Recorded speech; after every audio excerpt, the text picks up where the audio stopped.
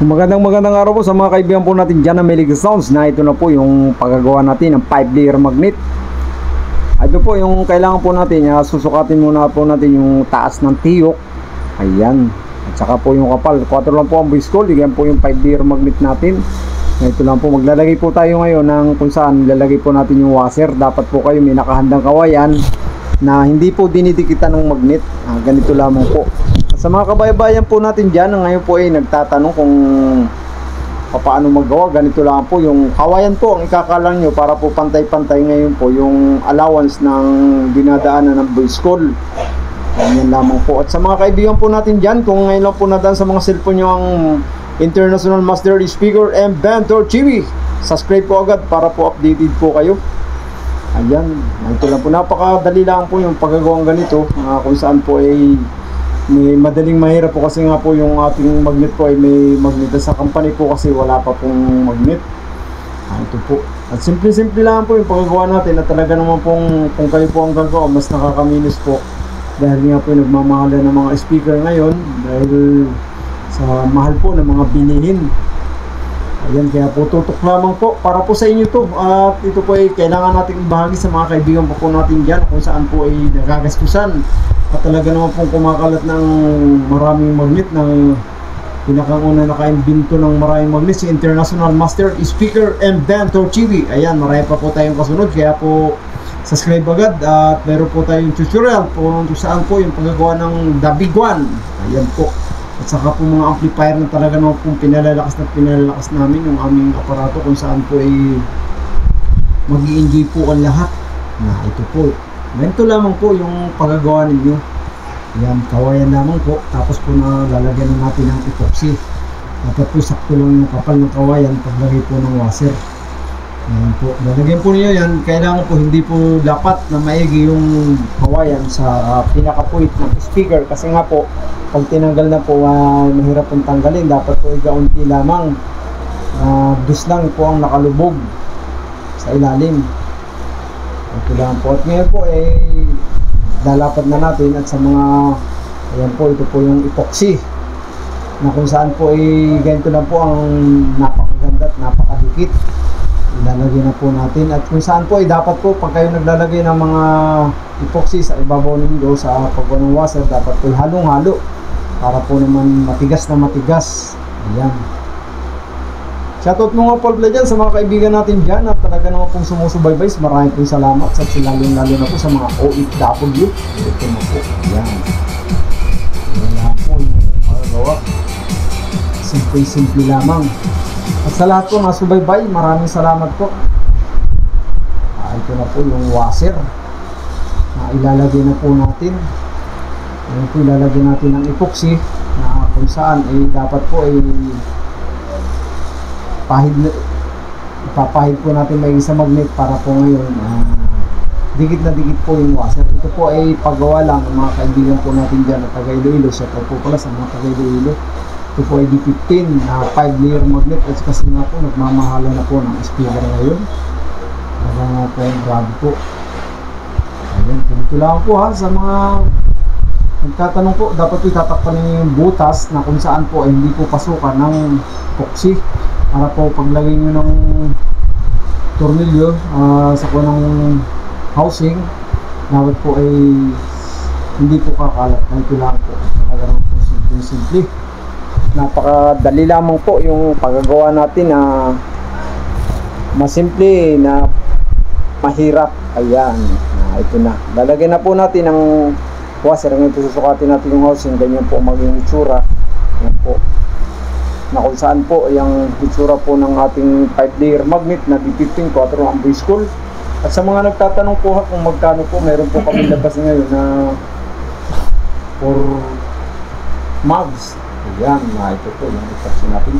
Ngayon po ipapahid natin sa ibabaw ng magnet na kung saan po dapat po ipahid ng pahid. Lapat na lapat po.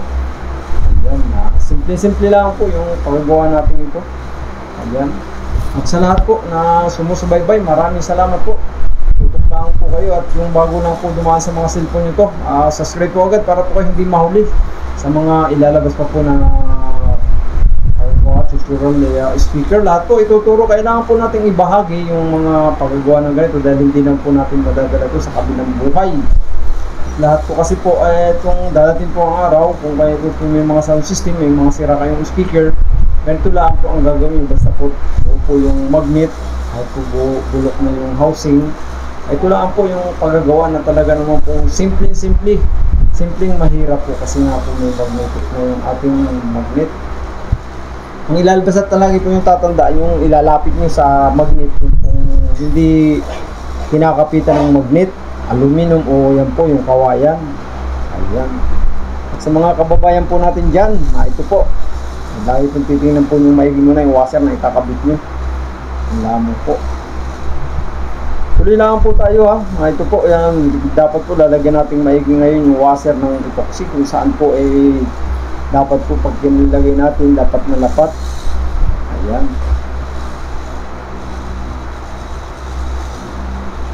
Nagmamahala na po talaga ng speaker, kaya po yung speaker na ito para po sa iyo yan. Kaya po panood na po kayo para po kayo makakuha ng idea. Shoutout nga pala dyan sa mga company na kung saan ay gumaya na ng maraming magnet na talaga naman pong grabe yung lakas. Totoo po talaga ng wattage po kasi ng isang speaker nasa magnet po. Kung mataas po ang wattage, malakas. At saka po malaki yung voice roll. Yan po ang lagi yung tatandaan pag kayo bibili ng speaker, dapat po yung mataas yung wattage. At saka po yung voice roll. Ayan. Ito lang po, lagay po natin. Ayan. Sa mga kaibigan po natin dyan ha, ito po, panood lang po kayo para po yung idea na makukuha ninyo ay isang dagdag kaalaman para po sa inyo. Para naman po hindi na kayo magpapagawa ng mga speaker kahit saan man po kayo ng lugar. Pag kayo marunong gumawa, hindi na po kayo magagastusan kasi nga po marunong nga po kayong gumawa. Dahil wala po kayong takot na kung masira man po ang mga speaker nyo, masira yung mga voice call, wala pong problema dahil nga po ay talaga pong napakaganda po kung marunong kayo.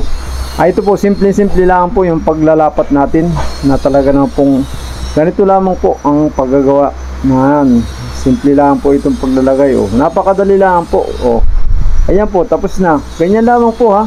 Kaya po, tutok lang po kayo. Titingnan po ninyo yung ibabaw at kung pare-parehas yung luang ng allowance ng butas. Ayan, dapat po ay titingnan ninyo kung saan po ay gasin lalaki dapat po. Pare-parehas po yung laki para po ngayon walang sayad pag kayo naglagay ng voice call. Para po mas maganda yung tunog. Ganyan po. Ito lang po sa mga kaibigan po natin dyan patuloy na sumusubaybay na ito po para po sa inyo sa inyong lahat po itong paggagawa ng speaker natin ito na kung saan po ay binabahagi lamang po natin sa mga kababayan po natin maging ibang lahi. Kung saan po may nagtising sa atin na ibang lahi na kung saan po ay nagpapaturo po sa ko manood na lang po dito sa aking YouTube channels. Kaya po shoutout sa lahat at sa mga kaibigan pa po natin dyan, mga ibang lahi na kung saan po talagang sumusubaybay sa ating paggagawa ng speaker. Ganyan lamang po. Titingnan po yung maigi yung allowance dahil napaka-importante po yung allowance na yan sa daanan ng voice call. Ayan. Ikabit na natin na napakadali lamang po. Kaya simple mahirap po. Panood lang po kayo at isang idea po ay isang dagdag kaalaman ay napakalaking bagay po nito sa atin. At may mga speaker po kayo mga sira, huwag nyo po itatapon dahil ito po ang talagang kailangan ng speaker. Nasa speaker po kasi, ang isang speaker po, ang wattage po nasa magnet. Pag malaki po yung magnet at marami, mataas po wattage. Ayan. Ito lang po sa mga kaibigan po natin dyan, ituturo po natin dyan kung paano po makita yung lakas ng isang magnet. Kaya po subscribe po agad para naman po hindi kayo mahuli sa mga nilalabas pa namin mga video na kung saan po talagang nakikita natin yung totoo na kung saan yung paggagawa po ay ganito lamang. Simple lang na napakadali. Kailangan po parehas po yung allowance ng sa washer dun sa tiyok. Ayan po yung dadaanan po ng voice call. Dapat po titingnan at sisilipin kung may epoxy sa loob. Ito lamang po. Ito po kailangan po nating ibahagi sa mga mahilig po sa sounds kasi nga po ang speaker po ngayon nagmamahalan.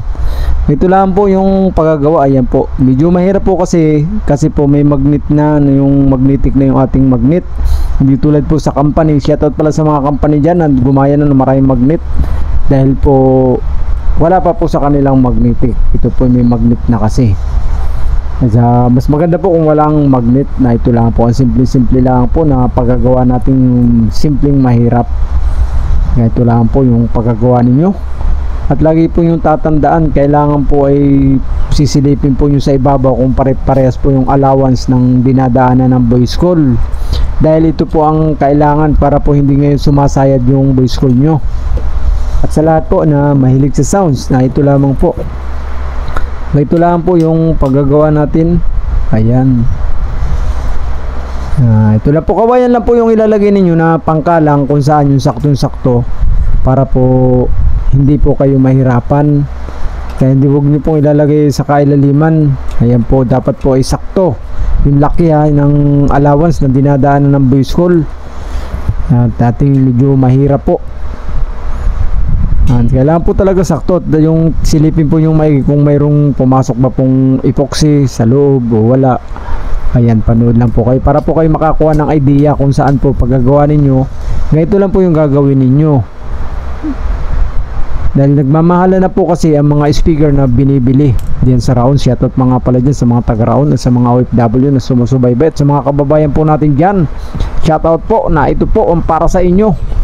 Ito na po, tatanggalin na natin, matigas na. Ayan, ito po ay ganito lang po. Ito po, kung bago pa lang po yung channel International Master Speaker Inventor TV, subscribe po agad para po kayo hindi mahuli sa mga tutorial pang iba pa na gagawin po natin para po sa lahat na sumusubaybay at sumusuporta. Ito na. Ayan po, ay kakabit na natin yung housing. Ayan. Tutok lang po kayo at para po kayo makakuha ng idea kung paano gumawa ng mga speaker na maraming magnet at kung saan po ay ito. Binabahagi lang po natin sa mga kaibigan po natin na mahilig sa sounds, at yung bago gusto pong matuto ay yung iba po ay natuto na. Salamat po sa panonood. Salamat din po sa pagsuporta ninyo. Sana po huwag kayo magsawa, tuloy-tuloy lang po tayo dahil ito po ay napakagandang idea. Ang isang kaalaman po kasi hindi mananakaw ni man. Kaya po, ayan lang po, subscribe po agad kung mapadaan po sa inyong channel tong video to, dahil ito po ay malaki pong tulong sa mga may speaker na panay ang gastos, dahil kung kayo po ang gagawa, mas nakakatipid po kayo. Dahil dadating po ang araw, baka po hindi natin